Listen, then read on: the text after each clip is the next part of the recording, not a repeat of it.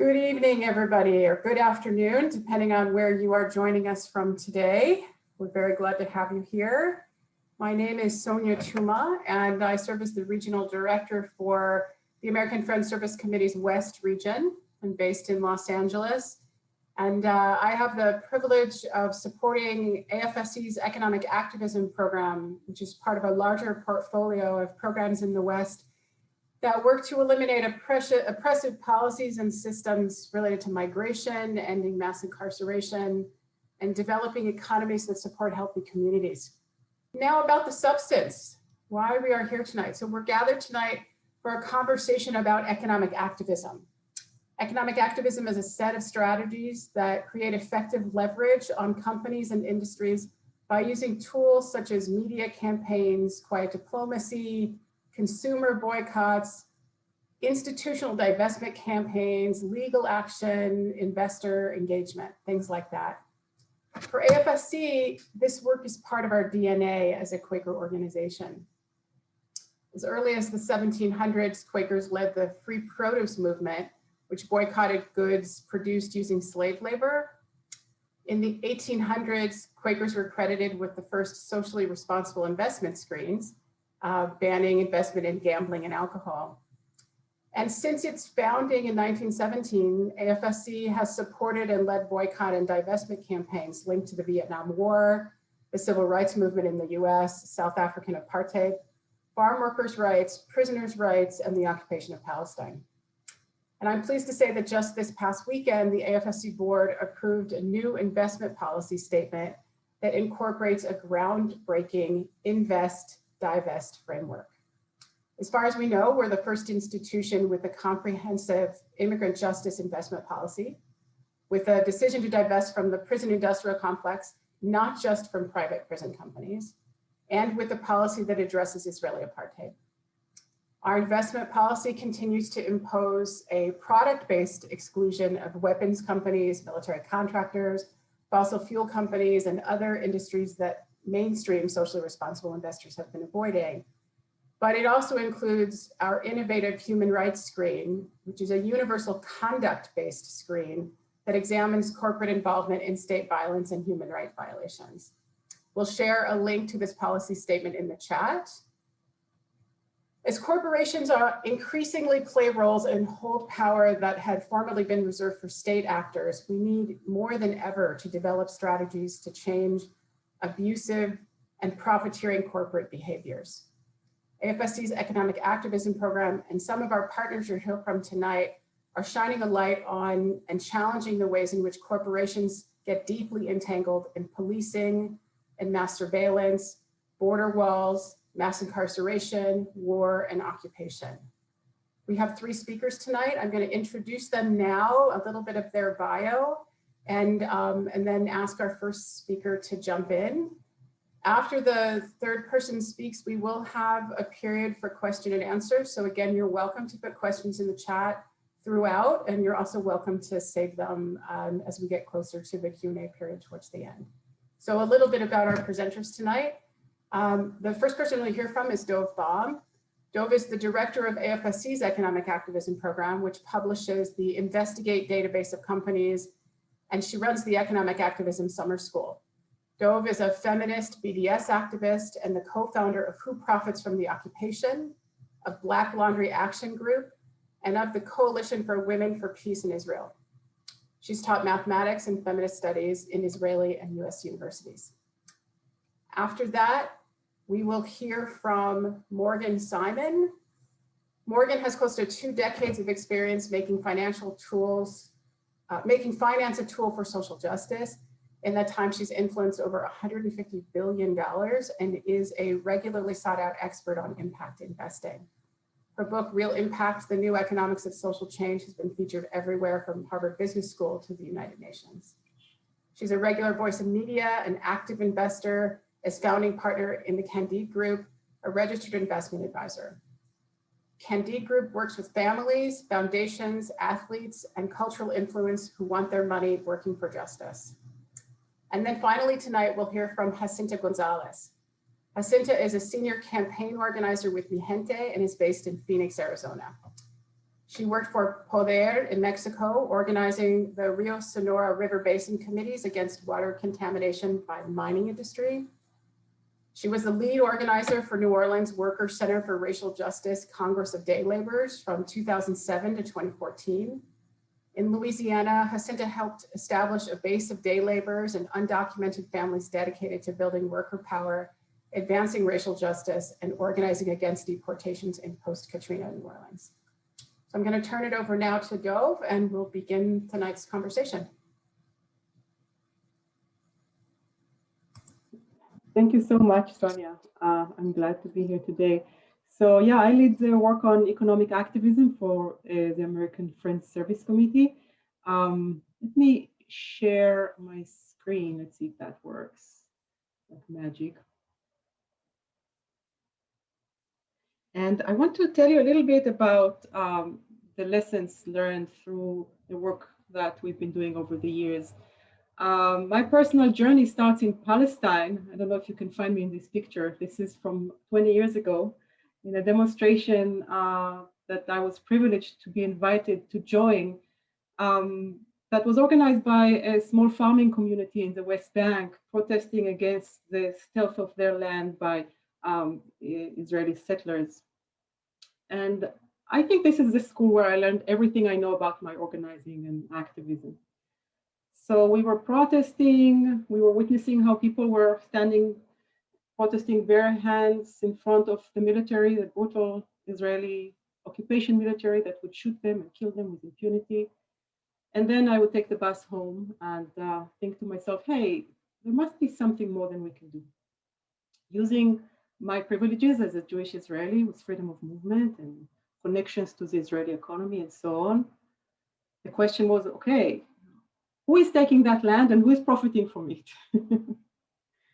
And obviously, this land was taken over to become like a housing development that was later sold. And there were companies, even international companies, that were profiting off this land. This is where we started our work on economic activism. I was active at the time with an organization called the Coalition of Women for Peace. And we started this project called Who Profits from the Occupation.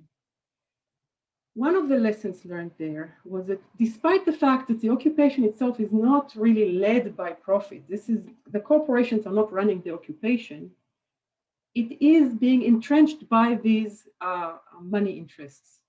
And so if we are ever to abolish or to stop the occupation, we need to deal with that. This is because these corporations are helping maintain it and support it, and they have a lot of political influence and clout.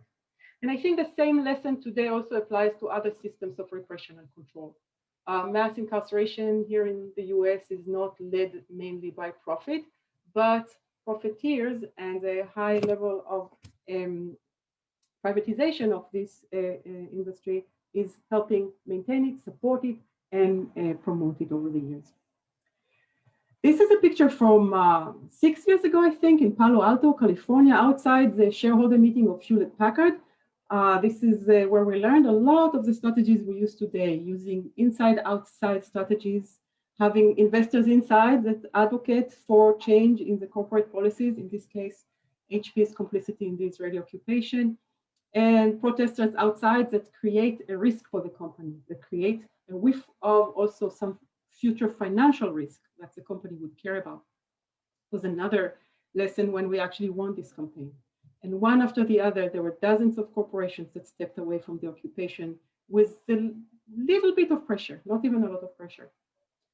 And that taught us that sometimes it's hard to change government policies, but corporations, they care only about the bottom line, and they are very, very risk averse.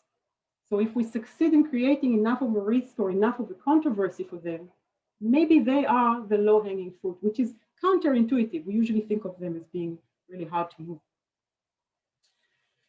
This is another one of my favorite campaigns. And here, instead of Hewlett Packard, which, as you know, was a company that really cared about its public image, this campaign targeted a company called G4S, which until recently was the largest security services firm on earth. Until recently, because it was just sold to Allied, who now is the largest security services firm on earth. And this is a company that doesn't care that much about its good reputation.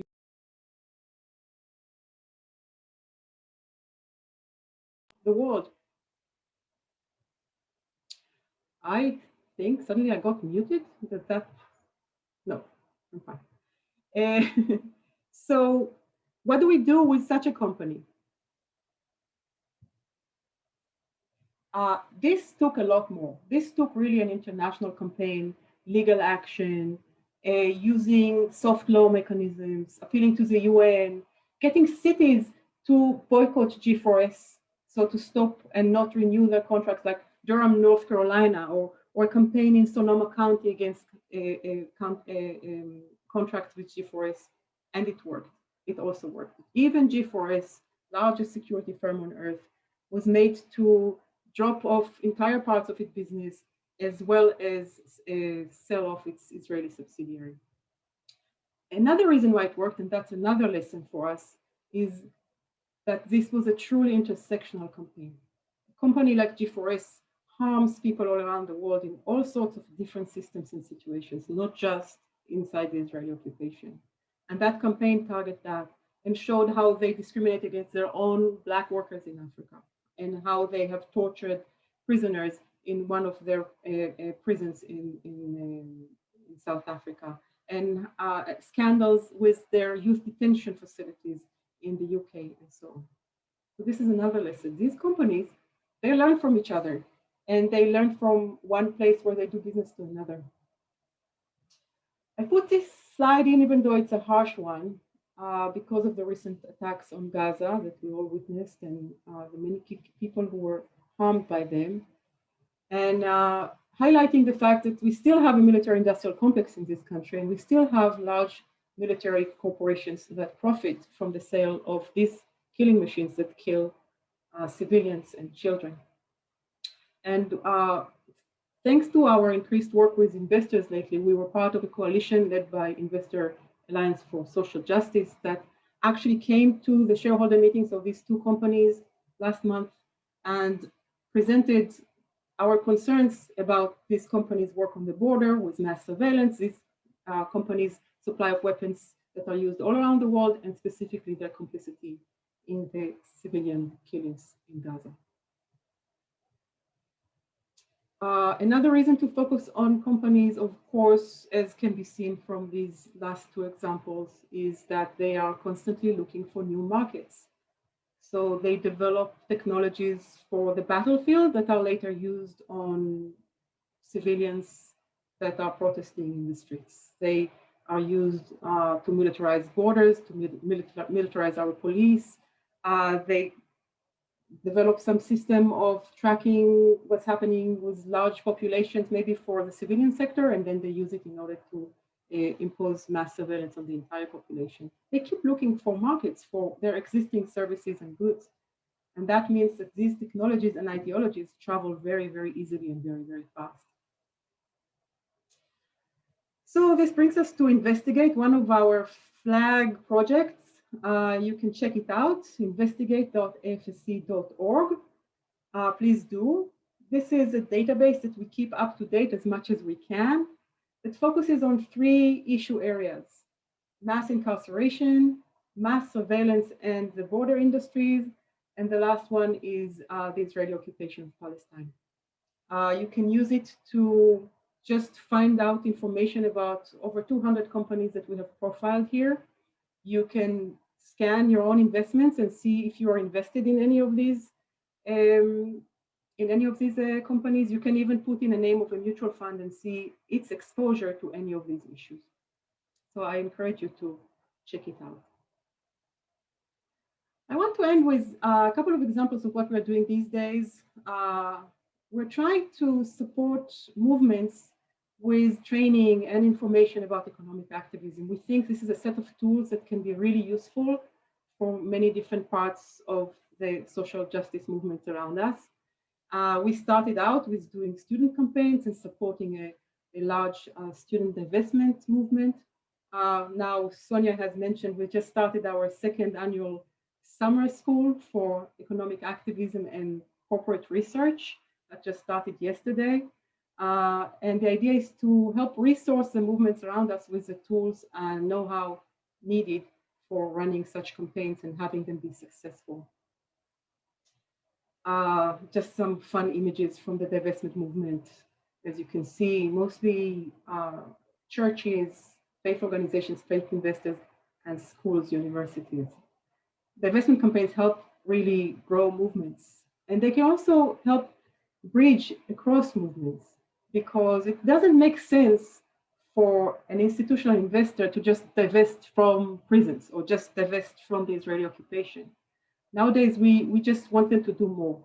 We want our funds, public funds especially, but also our own private funds, to be invested in our own future, in our own communities, in our own prosperity, in justice, and not even in Wall Street if we can avoid it. But if they are invested in Wall Street, not in any companies that support human rights violations or oppression or violence of any kind.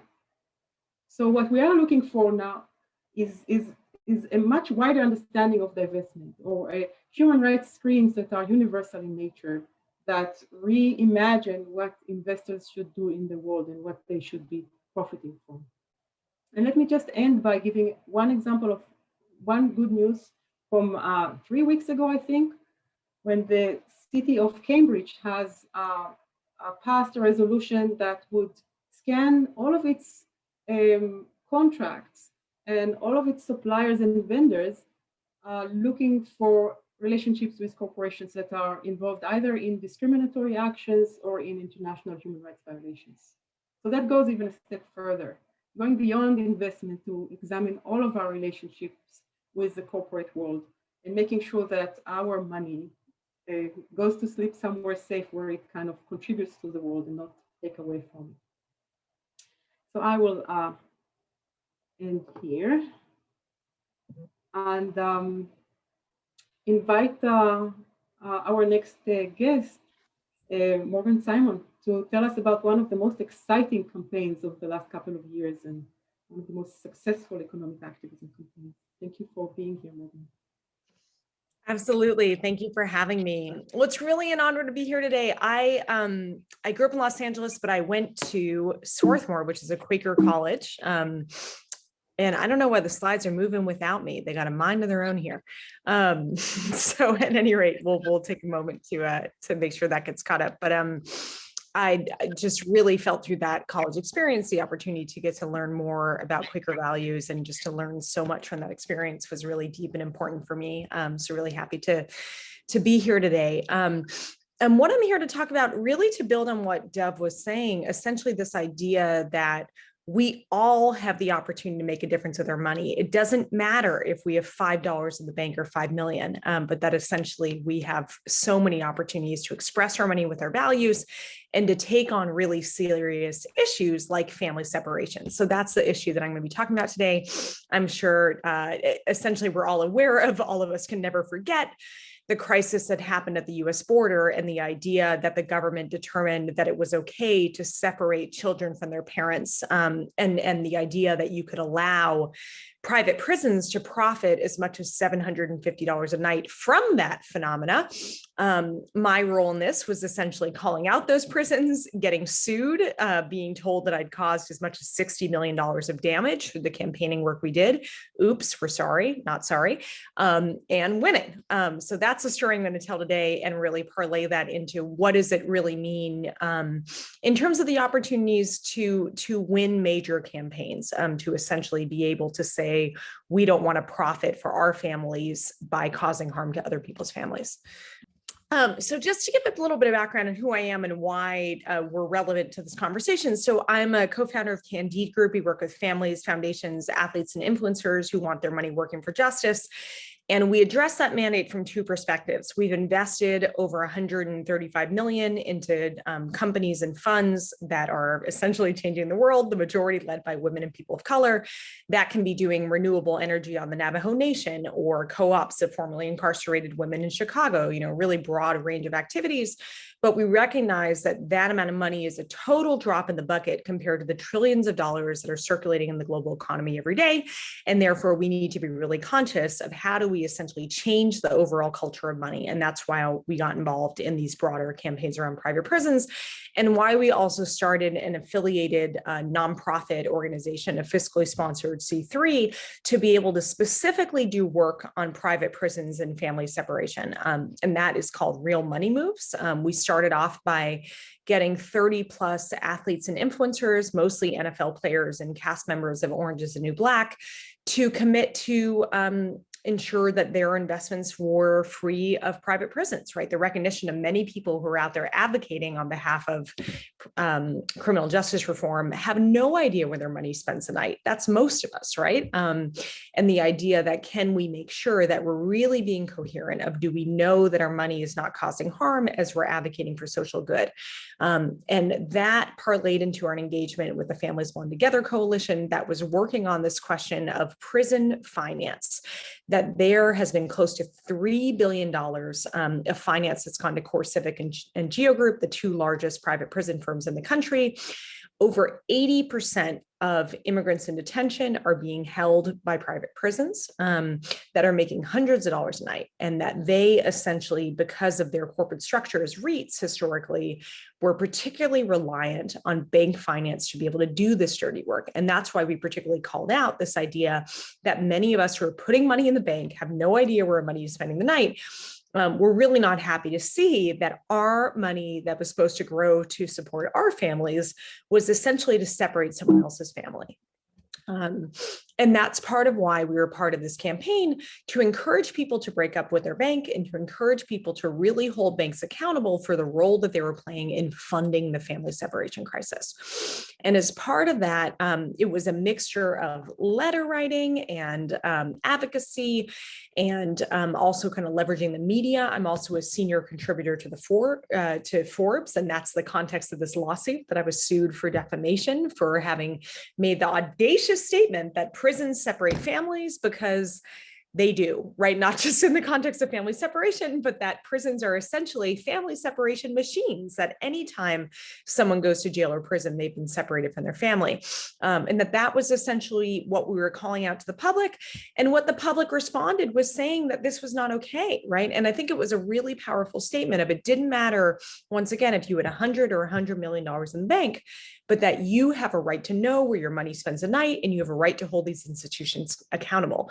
And that's precisely what these activists did, in building on the work of decades of activism from groups like the Dream Defenders and others, saying that it's simply not appropriate, the idea that America not only locks up more people than any other country on the planet, but increasingly relies on private prisons to do so, right? The idea that we have deemed that it is appropriate to make profit out of that activity is especially bizarre. So the good news is that activism works, right? That over the last few years, we were part of helping 8 major banks, including pretty much all the big names, Chase and Wells Fargo, Bank of America, to stop financing private prisons. And it's going to take some time as they exit their current contracts, but it really had a material difference as these prisons went back out to market to try to get additional financing to do that dirty work, right? So both of those major private prison companies saw their share price fall by over 50% over the course of the year. CoreCivic had to convert from a REIT structure as they were not able to pay dividends consistently. So we were really seeing that these companies have had major financial challenges due to their lack of access to bank financing. They would potentially say that that's our fault, right? That's the fault of activists, but I would really say that it's their own fault, right? That the truth speaks volumes in terms of people coming forward and saying, it's just not acceptable to put our money away in the bank and have it ultimately serve to finance prisons. So we were really a big part of exposing that. And that was what we were putting into Forbes. And that's why we got sued. They claimed that we did as much as $60 million of damage in terms of their lack of access to bank financing. We have won round 1. It is still on appeal, so it's still an active lawsuit and an active pain in the butt.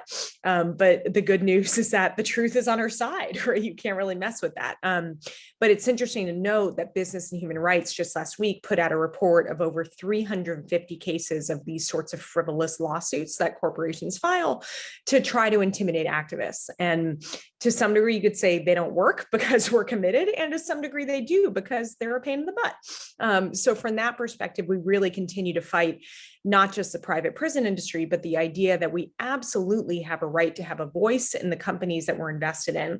And that also in my role as an impact investor of saying there's so many other great places that we can put our money. There's just no need to invest in places like private prisons.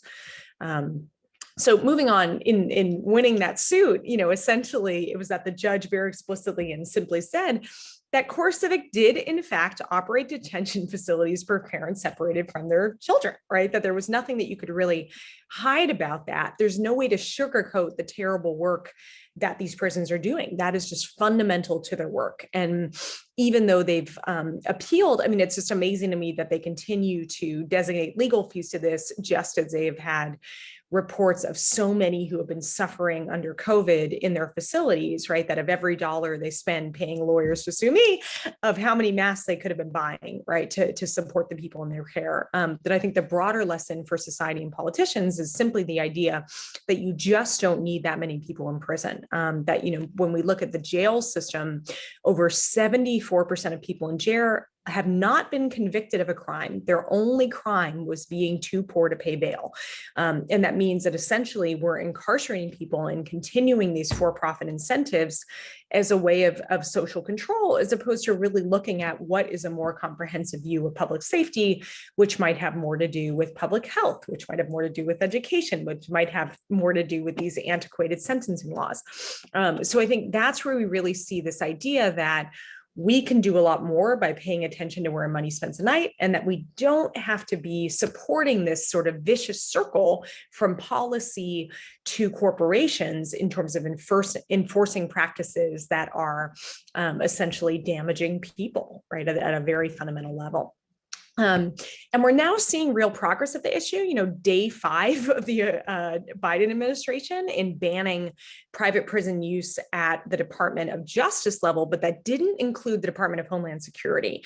So that means that people are really fighting around this concept of within immigrant detention, right? A reminder that, in saying that over 80% of immigrants in detention are in these private facilities.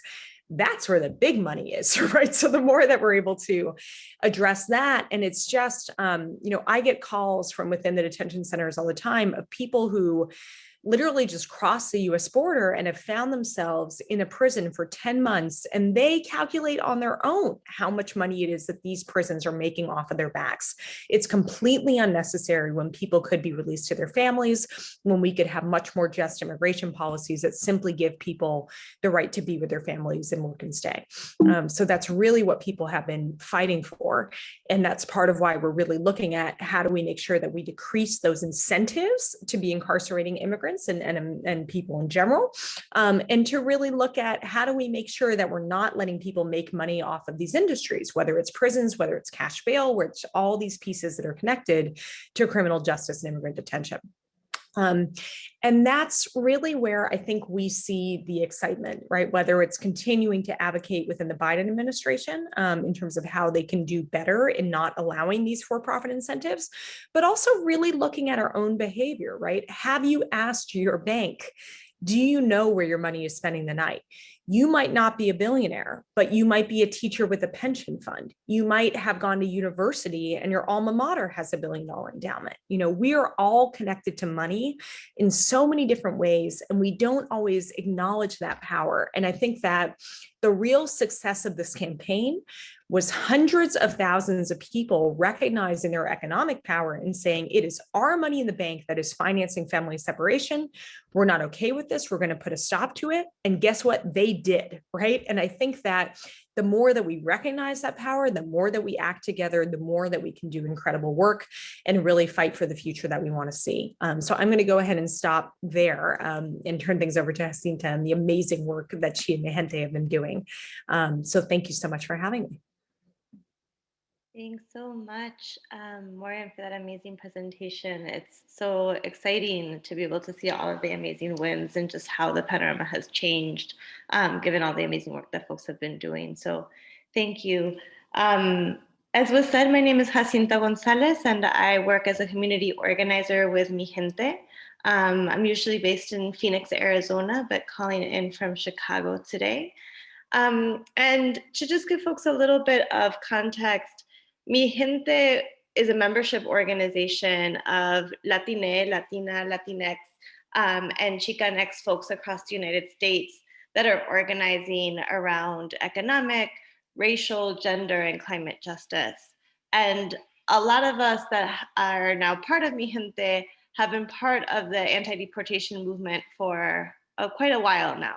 A lot of us have been organizing under the last 4 presidents on deportations and have kind of tracked the ways that ICE and Border Patrol kind of have always been surveilling, identifying, detaining, and deporting our communities. And for a lot of us, we've been sort of tracking how, ICE is a relatively new agency. The Department of Homeland Security was formed after 9/11.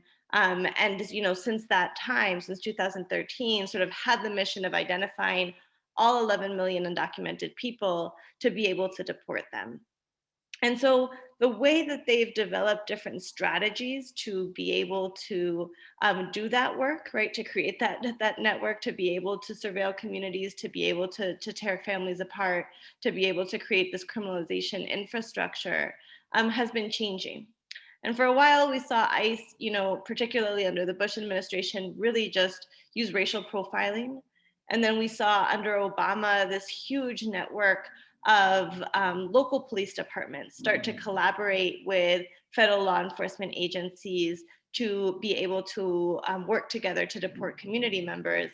And then recently, we started to find out that, like, even in sanctuary cities, ICE agents would be going door to door to deport people. And particularly under the Trump administration, we saw a lot of this. ICE would go to people's apartments, would go to people's trailer parks, would go to people's workplaces and know where they lived and know what car they drove and know who their cousin was and who had talked to who. And that really kind of made us try to do some research to understand how this was happening. And through that process, we really sort of uncovered a variety of different private companies that were working with the Department of Homeland Security to create a whole surveillance network that was really building up the backbone for ICE.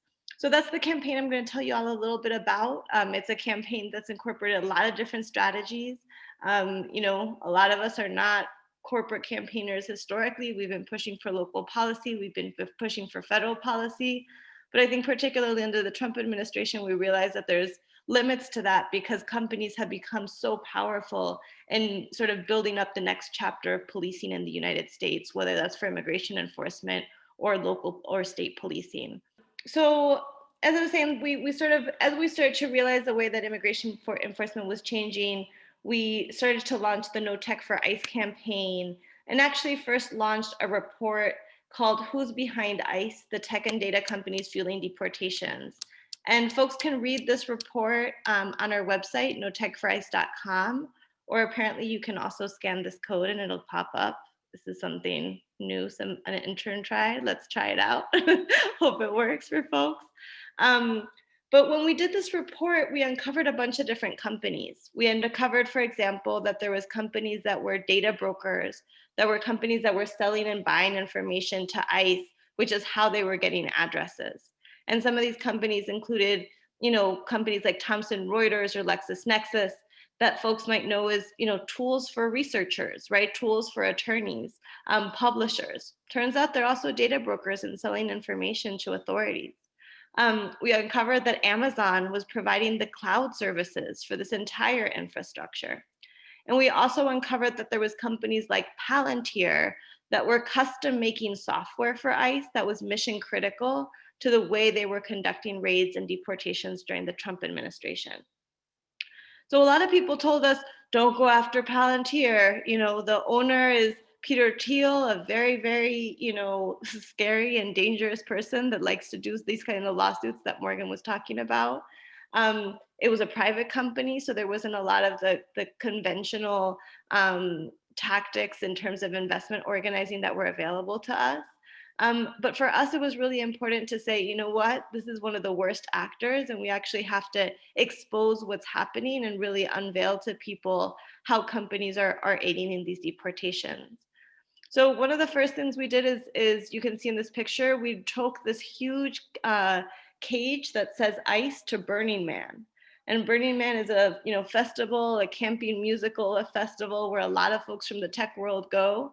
And people would come up and ask about what this cage was about. And we actually had flyers and fans and information for folks that talked about who's behind ICE and actually named a lot of these executives, named a lot of the companies and what they did towards deportations.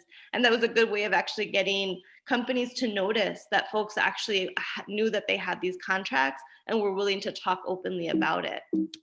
As we continue to figure out what to do with this company, with Palantir, one of the main places we were able to fight was actually on university campuses.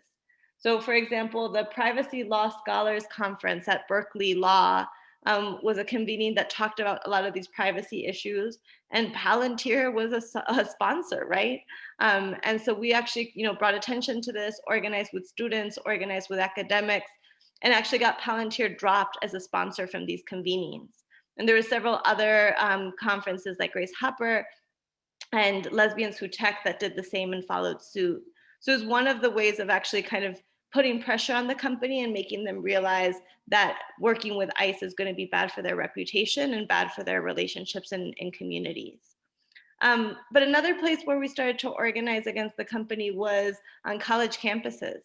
A lot of these companies, at Palantir included, like to have a really good reputation with students, right? Like to recruit a lot of students from prestigious universities to work for them. But we actually worked with a lot of students. There's a student group in California, the Students for the Liberation of All People, that started to organize both against recruitment fairs by Palantir and contracts that Palantir had with their university, but also against Palantir's headquarters in Palo Alto. And so this is some pictures of some of the actions and rallies and protests that people did outside. And this was really effective. Like 5 years ago, if you had gone to some of these schools and asked about having an internship in Palantir, a lot of students considered it, again, really prestigious. I think now folks were really thinking twice about if they wanted to work there. And the company executives wanted to meet with them so fast. I've never had a Palantir executive call me and ask me to meet, but they were calling the students up very frequently.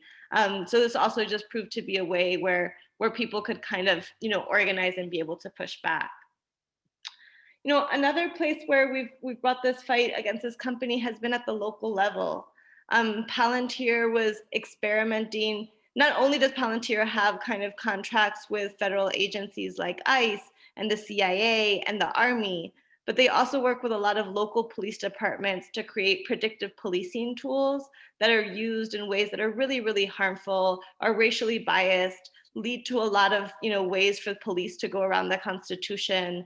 And so folks in New Orleans actually were organizing against this, exposed that Palantir had a contract with the police department behind city council's back.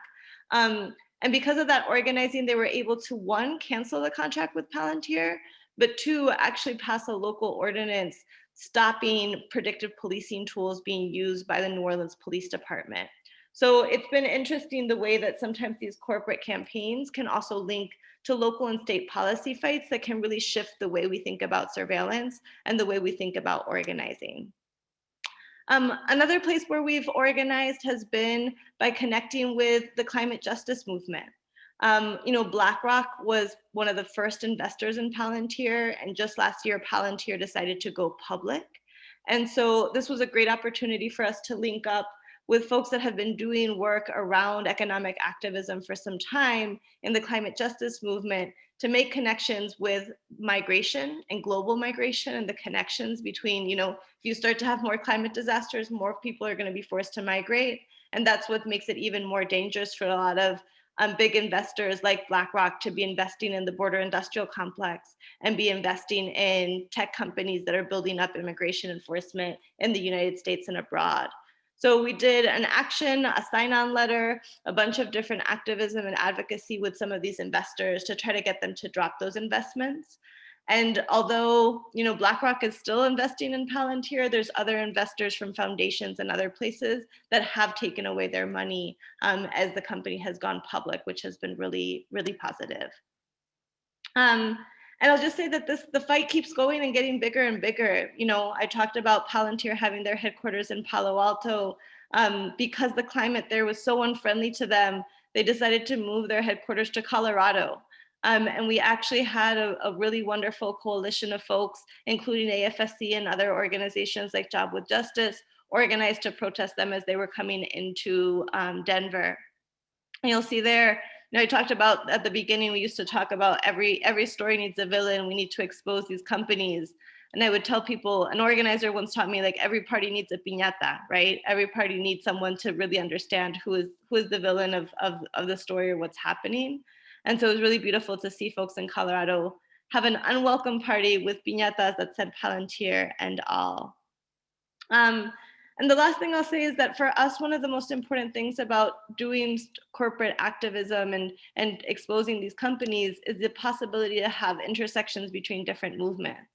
And so on the day that Palantir went public, we actually did a street theater performance outside of their offices in New York City, where folks talked about not only Palantir's contracts, for example, with ICE, but also the contracts they have with the Army for Project Maven, which is a project of killer drones that has been, murdering thousands and thousands of people in wars abroad. So for us, street theater was a way to make those connections and talk about why investors should really be recognizing a lot of these human rights abuses as they're thinking of where to place their money. So I'll leave it there. Again, I chose one example of one company, but the No Tech for ICE campaign has been targeting many different companies and bringing together a lot of local and state groups that are doing this types of work in different parts of the country. But thank you so much for having me. I'll pass it back over to you, Doug. Thank you, Jacinta. I love those pictures, and I love that piñata, really. We have a few minutes left for you all. This is your time to ask us any question that you have from any of these presentations. You can just drop it in the chat.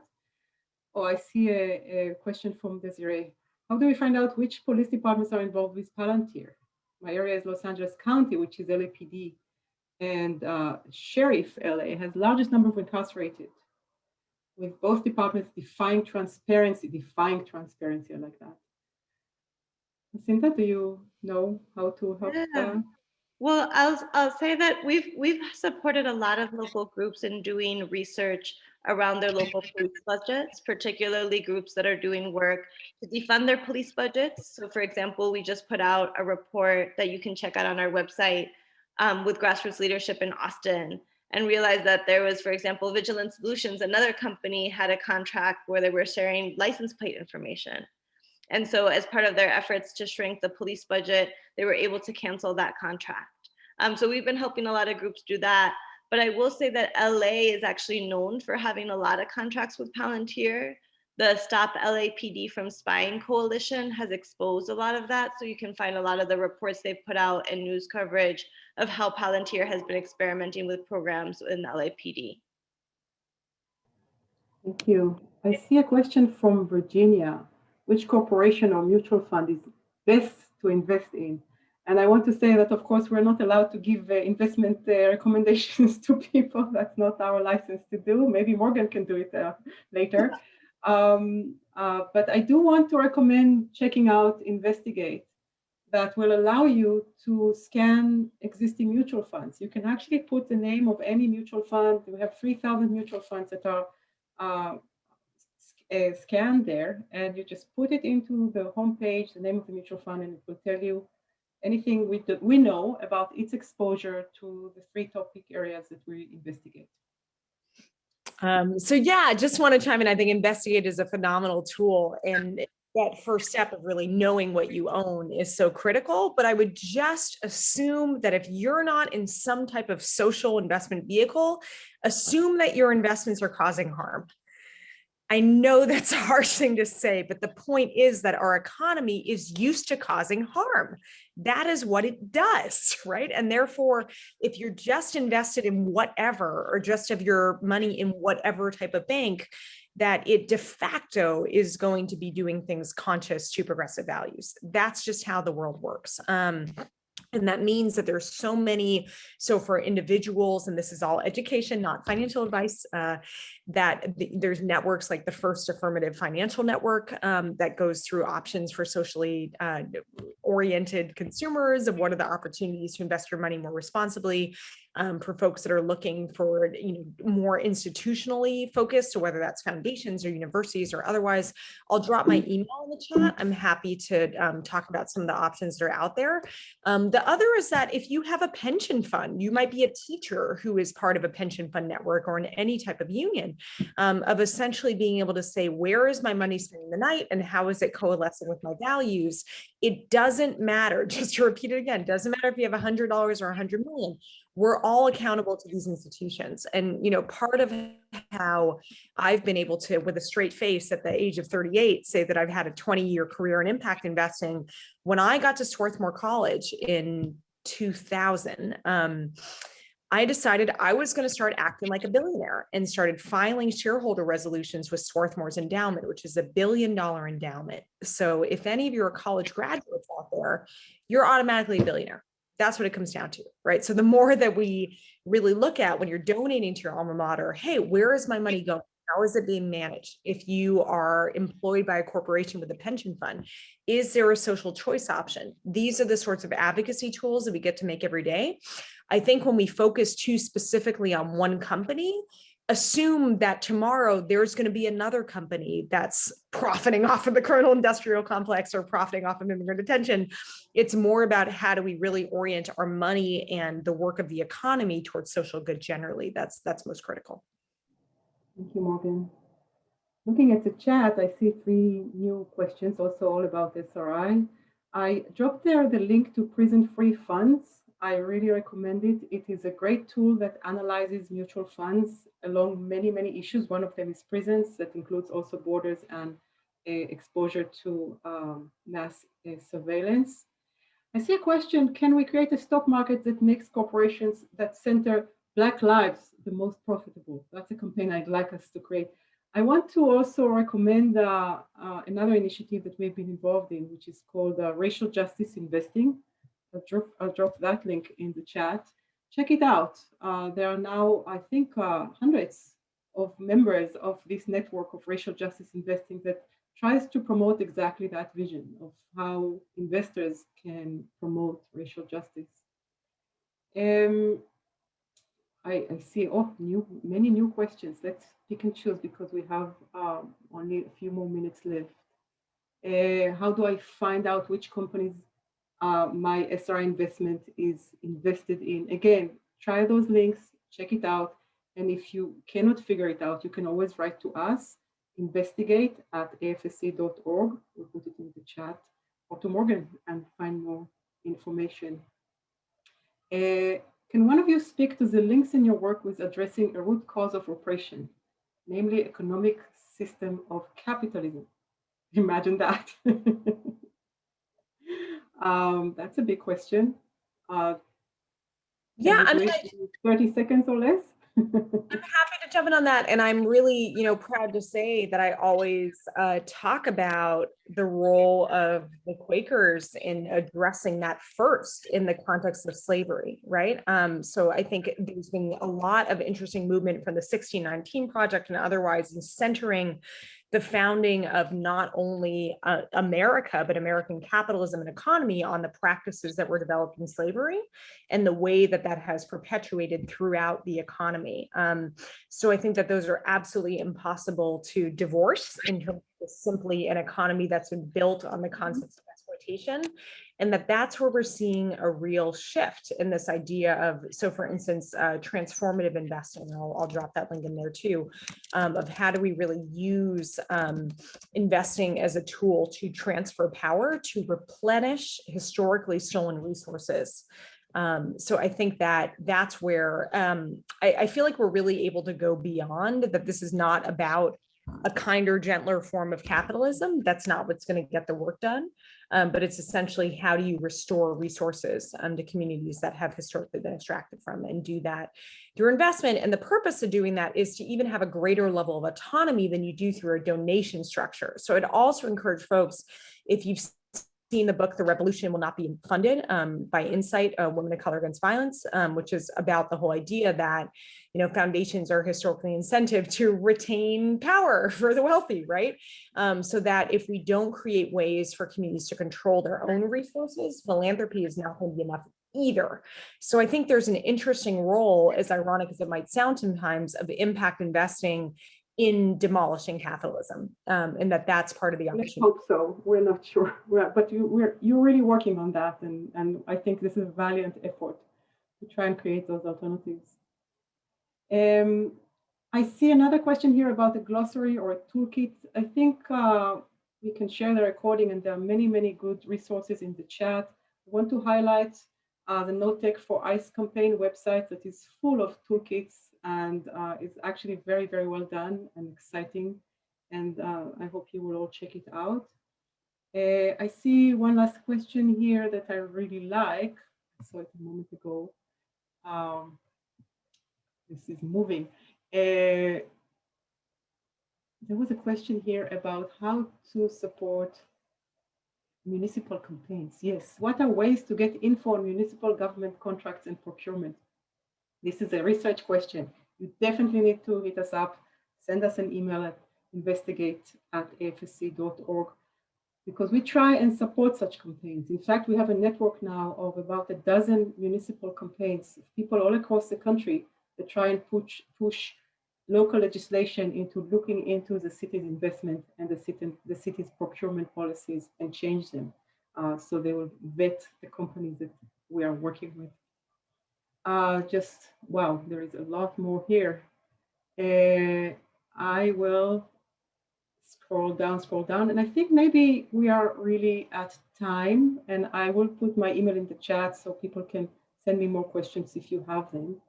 And I'll send the meeting to Sonia, our host.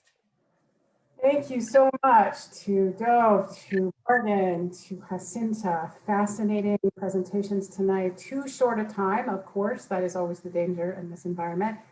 I want to wrap it up with a few things. One, I just really want to bring the point home that I think Morgan made several times, which really is that even if you are not a person who feels like you have the capacity to be an impact investor, you likely do in one way or another through your alma mater, through your pension fund. Lots of folks connected to the service committee were teachers at some point in their life, and you are part of pension funds. So the capacity to actually have influence, even if it isn't particularly your individual money in the bank, but money that you're connected through to systems and structures that you're a part of, the capacity to exert influence in that way is really what we're talking about here. This is a people power kind of strategy. You do not need to be wealthy to think about economic activism strategies and how they get used. That's a really important thing to underline here. And to say that, I think for many of us, and there's lots of folks in the room who, like me, have been around peace and social justice movements for a long time in lots of ways. And I think a lot of our strategies really were kind of public policy, community change strategies, one that led to another. And we didn't think a lot about following the money. And we didn't think a lot about these kinds of economic activism strategies. And we really want to encourage you to think about the kinds of changes that you can make in your communities based on the stories that you heard tonight. I think, Jacinta really talking about that Palantir campaign. It's really impressive work, and it makes a real difference in the life of people. So to kind of wrap up tonight, I do want to let you know that we are going to be sharing the recording from tonight, and the email that will have that recording will also have a number of the links that were shared in the chat tonight. A number of folks are asking about that in the chat, so wanted to let you know there's lots. The chat was moving fast tonight, so you will, if you registered for tonight, we have your email address, and we will be able to share the recording afterwards. Finally, I want to invite you to support this work, to support the work through the service committee, to support the the activism work, to support the Investigate tool, and to support our partners' works, to support Mi Gente to be in touch with Morgan about the group that Candide has started. There are lots of ways that you can offer support. Of course, we are interested in your financial support, but you know, it takes dollars, but it also takes feet. So we need your feet in this movement. So so join us where you can. We are really thankful for you being with us here tonight, and we look forward to continuing these conversations with you. I hope it was a useful conversation tonight. Thanks, everybody.